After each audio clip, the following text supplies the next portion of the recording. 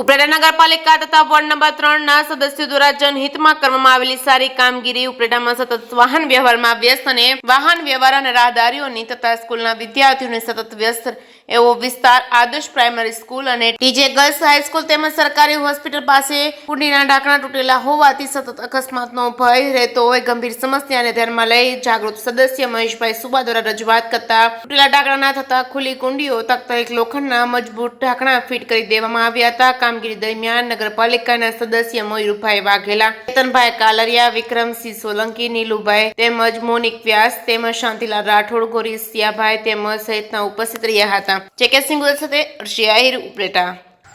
જયેશ ત્રિવેદી, જિલ્લા ભાજપ ઉપપ્રમુખ, ઉપલેટા.